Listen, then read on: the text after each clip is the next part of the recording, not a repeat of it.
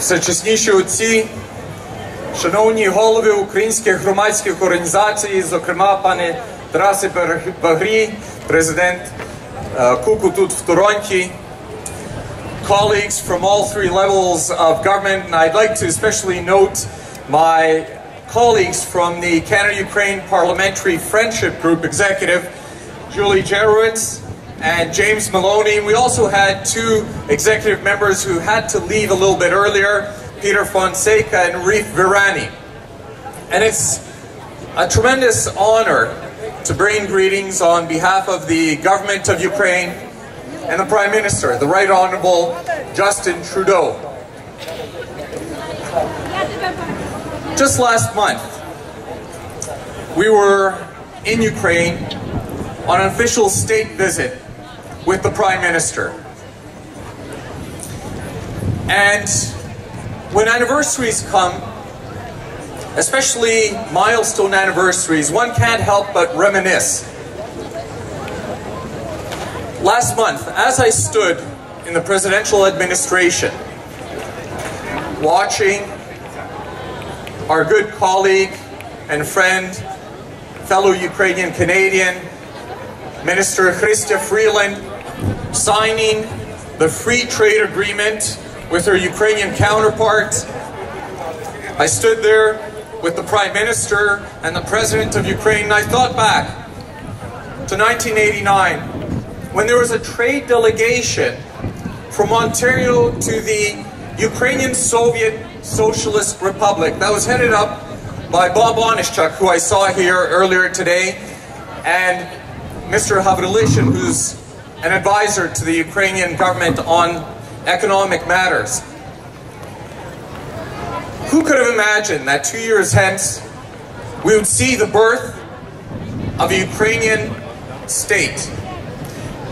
And I couldn't have imagined that 25 years into the future that I would be there standing with the Prime Minister, with Chrystia Freeland as the Minister of International Trade, signing a free trade agreement. Now some people have said that, well, our trade, bilateral trade is modest.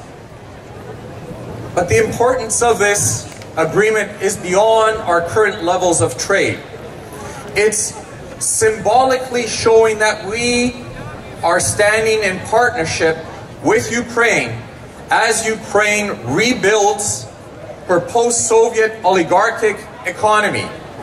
But it's also incredibly important because Ukraine has a free trade agreement with the European Union, and we're part of NAFTA. Canadian business now has the opportunity of investing into Ukraine as a gateway into the European common market, and Ukrainian businesses can invest here in Canada as a gateway into the North American market.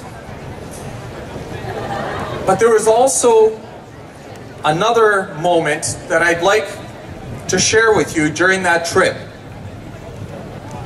And it came on the first evening when the Prime Minister arrived, and there was a reception at the Arsenal in Kyiv.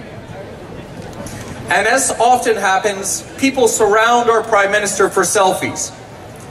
But off to the side, there were two soldiers standing, who I'd spoken with earlier. These were soldiers who had spilt their blood and left parts of their bodies on the battlefield. Soldiers who'd had cranial reconstruction done by a doctor from Etobicoke here, Zenko Antonishin. And when I pointed that out to the Prime Minister, notwithstanding the crowd around him, he said, "Boris, take me over to those soldiers." We walked over, and it was the first time I saw the Prime Minister say, "Could I have the honor of having my picture taken with you two gentlemen?" 2 days later, in Yavoriv, when the Prime Minister spoke to the 200 Canadian soldiers, he made clear how important this training mission is and how Canada will continue standing shoulder to shoulder with Ukraine. We will stand shoulder to shoulder as Ukraine rebuilds her economy, and we will stand shoulder to shoulder with Ukraine as Ukraine stands up against the military aggressions of Vladimir Putin.